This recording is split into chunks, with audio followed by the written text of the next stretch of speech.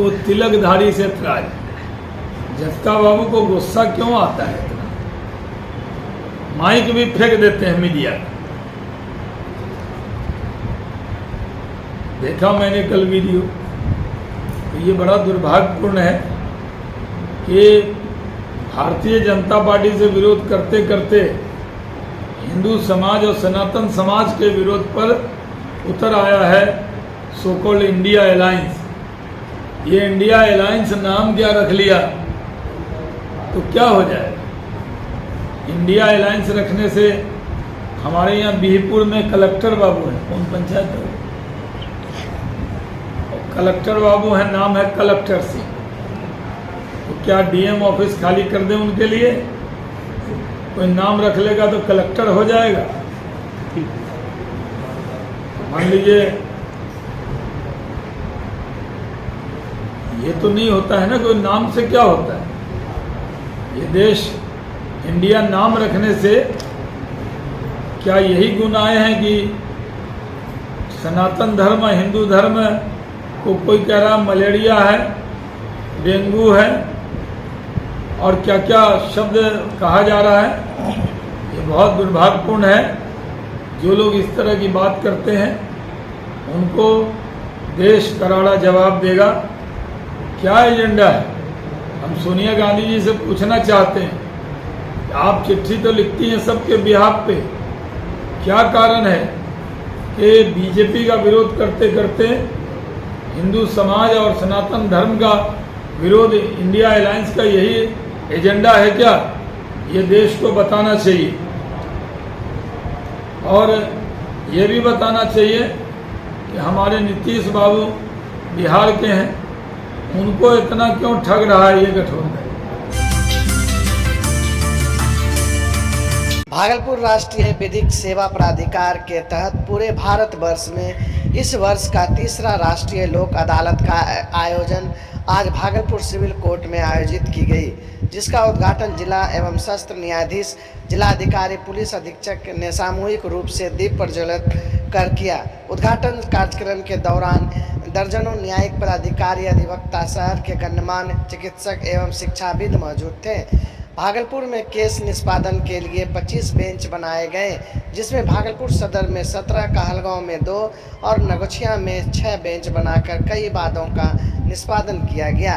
राष्ट्रीय लोक अदालत में न्यायालय में लंबित विभिन्न प्रकृति के मामलों के अतिरिक्त एप्लीकेशन स्तर पर बैंक लोन रिकवरी, वित्तीय संस्थाओं के मामले के अलावा कई आपसी सुलह समझौता निःशुल्क कराए गए। वहीं आज उसको लेकर जिला विधिक सेवा प्राधिकार भागलपुर की सचिव ज्योति कुमारी ने कहा कि इसके लिए हम लोगों ने 1 सितंबर से लगातार जागरूकता रथ भी निकाला था। वह रथ लोगों को गांव-गांव जाकर राष्ट्रीय लोक अदालत में अपने केस के निष्पादन करने को लेकर जागरूक कर रहा था। हम लोगों ने कई नोटिस भी जारी किए थे। वहीं भागलपुर सहित नगोछिया और कहलगांव में कई वादों को लेकर आज केस का निष्पादन किया गया। सम्मेलन के माध्यम से हम लोग जो बिहार के अंदर में मुख्यमंत्री जी के द्वारा अनेकों काम किए गए हैं, सभी लोगों के लिए किए गए हैं, लेकिन इसमें विशेष रूप से जो अत्यंत पिछड़ा वर्ग के लोग हैं उनको उपस्थित होना है। और अत्यंत पिछड़ा वर्ग के लोगों के लिए जो विभिन्न तरह का योजना चलाया गया है, पंचायत के अंदर और नगर निकाय के अंदर जो आरक्षण मिला है और केंद्र सरकार के द्वारा जो आरक्षण में कटौती की जा रही है, साजिश की जा रही है, उस पर हम लोग विस्तार से चर्चा करेंगे। और खास करके जो अत्यंत पिछड़ा वर्ग के लोगों के लिए बिहार सरकार के द्वारा जो स्कीम चलाए गए हैं, जैसे मुख्यमंत्री उद्यमी योजना, मुख्यमंत्री परिवहन योजना, मुख्यमंत्री बालक बालिका साइकिल योजना, मुख्यमंत्री सिविल सेवा प्रोत्साहन योजना, ये तमाम तरह का बड़े स्कीम है जिस पर हम लोग विस्तार से चर्चा करेंगे। और इस चर्चा के माध्यम से हम लोग जरूर संदेश देना चाहेंगे कि जननायक कर्पूरी ठाकुर जी ने जिस तरह बिहार के अंदर में अत्यंत पिछड़ा वर्ग के लोगों को मजबूत करने का काम किया और उस मजबूती को और आगे बढ़ाने का काम माननीय मुख्यमंत्री जी के द्वारा किया जा रहा है। और केंद्र की जो साजिश है उसको हम लोग बेनकाब करने का काम करेंगे। केंद्र जो जिस तरह से हम लोग को भारतीय जनता पार्टी के लोग जिस तरह हम लोग को न्यायालय में जाकर के अपने लोगों को खड़ा करके और जो जातीय गणना में अवरोधक बनने का काम कर रहे हैं उसको भी हम लोग इस सम्मेलन के माध्यम से लोगों तक पहुंचाने का काम करेंगे। और आने वाला जो लोकसभा चुनाव है 2024 में, उसमें देश से भारतीय जनता पार्टी को हम लोग खदेड़ने का काम करेंगे। ये तमाम बिंदुओं पर हम लोग आज विस्तार से इस सम्मेलन के माध्यम से चर्चा करके अपने लोगों के अंदर संदेश देने का काम करेंगे। भागलपुर में डेंगू मरीजों की संख्या में बेतहाशा वृद्धि को लेकर आज भारतीय जनता पार्टी के राष्ट्रीय प्रवक्ता सैयद शाहनवाज हुसैन ने बिहार सरकार के नगर विकास विभाग की उदासीनता पर जमकर करार प्रहार किया। उन्होंने कहा, भागलपुर डेंगू बीमारी को लेकर हॉट स्पॉट बन गया है। वहीं हर दिन दर्जनों केस सामने आ रहे हैं, फिर भी जिला प्रशासन इस पर सख्त कदम नहीं उठा पा रही है, जिसके चलते लोगों को परेशानी का सामना करना पड़ रहा है। डेंगू बीमारी से कई लोगों की शहर में जान भी चली गई है।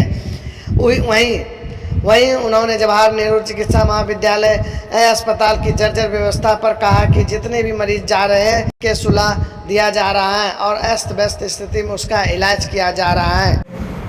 डेंगू बुखार का प्रकरण बहुत ज़्यादा चल रहा है, लेकिन सबसे ज़्यादा भागलपुर प्रभावित है। भागलपुर में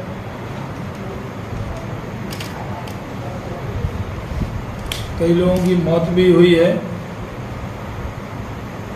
और इसमें पूरी तरह बिहार सरकार का नगर विकास विभाग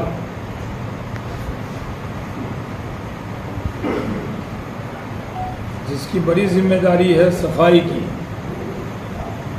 डेंगू के टाइम में ये प्रचार किया जाता है कि पानी जमा ना हो और उसके लिए जहाँ जमा हो वहाँ फाइन भी लगता है, लेकिन उस पर कुछ किया नहीं गया है।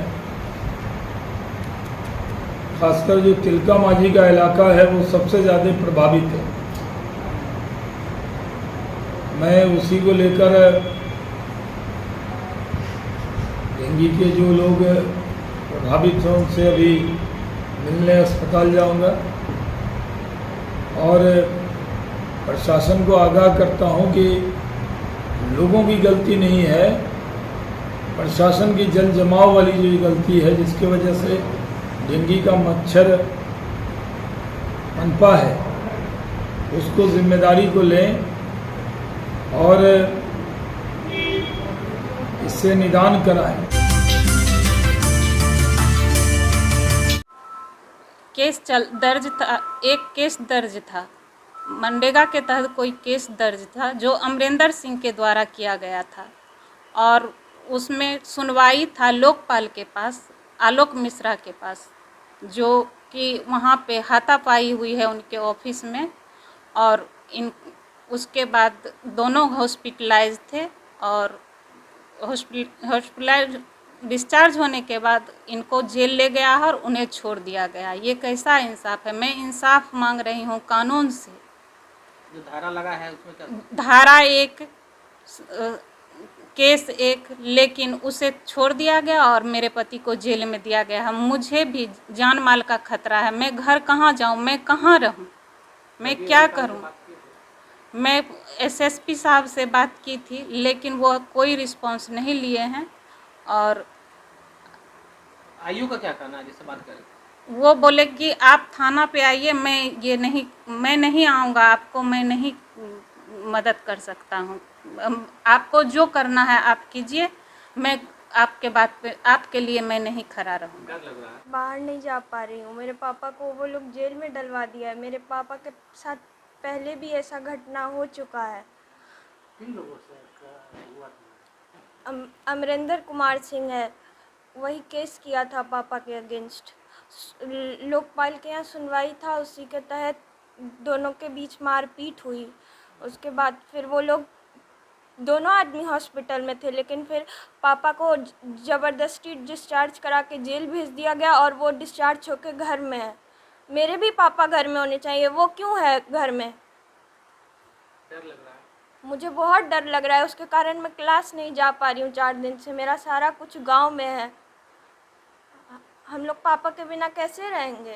और देखिए 2 तारीख को जो मनरेगा के लोकपाल हैं उनके कार्यालय में एक सुनवाई चल रही थी, जिसमें कि नवगछिया के मदरौनी पंचायत के जो वर्तमान मुखिया हैं उनके ऊपर कुछ लोगों ने आरोप लगाया था मनरेगा में अनियमितता का। उसकी सुनवाई चल रही थी, उसी क्रम में मारपीट हुई, जिसमें कि जो शिकायतकर्ता थे उनको गंभीर चोट आई और उसके आलोक में दोनों पक्ष से आवेदन प्राप्त हुआ और FIR दर्ज किया गया और उसकी जांच अभी चल रही है। और जांच के क्रम में ही जो आरोपित मुखिया थे उनको गिरफ्तार करके जेल भेजा गया है और दोनों कांडों की संयुक्त जांच चल रही है। अंचल निरीक्षक के द्वारा इसका पर्यवेक्षण किया जा रहा है और इसमें जो भी लोग पूरे मामले में और भी जितने लोग दोषी हैं उन पर भी हम लोग कानूनी कार्रवाई करेंगे।